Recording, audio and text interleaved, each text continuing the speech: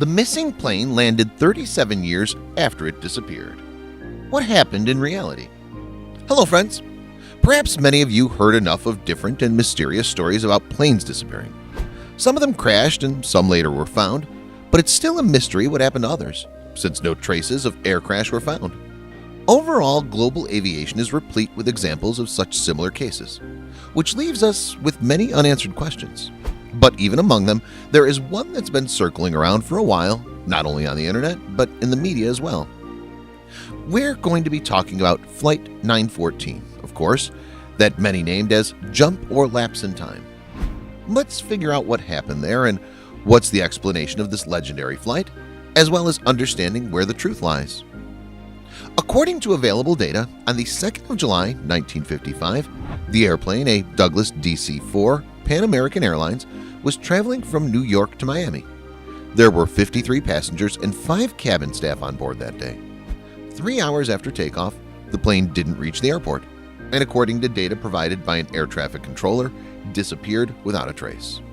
Surely the government tried their best to find the plane, but after some time had come to terms with the fact that they were unable to find any traces of its crash. After 2 weeks of searching, it was called off, and after 6 months the case was closed. The plane was considered missing.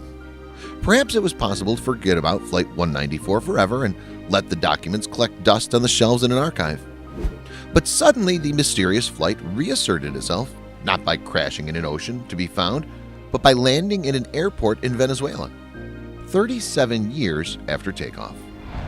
The airport staff were even more surprised to see a plane that wasn't in the flight maps in Caracas in 1992. The air traffic controllers saw it from the tower, but what surprised them the most was the fact that it wasn't visible on the radar. At the request of the controller to contact, the pilot of an unidentified aircraft blurted out that he was operating the Flight 914 from New York to Miami and that he had 53 passengers and 5 cabin staff on board. At the end of his message, the pilot asked where they were, since the airport seemed very unfamiliar. The air traffic controller explains that it was the airport of Caracas and gave permission to land. The pilot didn't respond to that, but during landing they did hear his cry, "Jimmy, what is that?" The pilot was taken aback by the jet taking off. That's hardly surprising, considering the fact that 37 years ago he couldn't have seen something like that.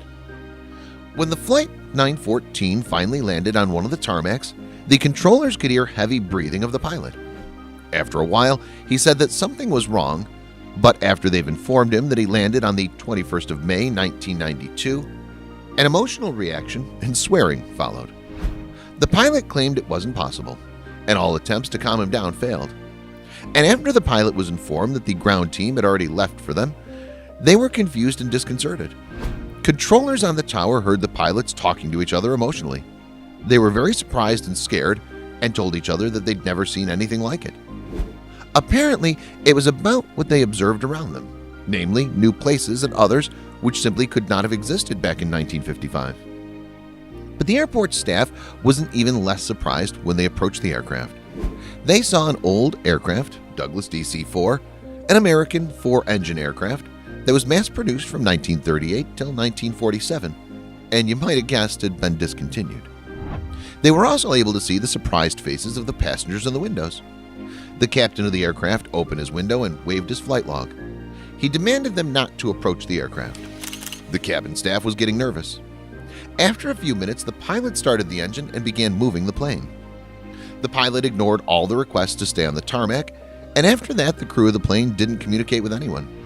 After that, the plane picked up speed and took off and soon disappeared in the horizon. It's still a mystery if the Flight 914 landed home. The journalists say that the only proof of this occurrence is a calendar from 1955 that fell out of the pilot's log and the recorded conversation between the pilot and the air traffic controllers. This is how it usually ends, friends. The story became popular worldwide. Many argue about how this was possible and split into those who believe it and those who don't. And perhaps it would be wrong for us to end this story here, leaving you with so many unanswered questions.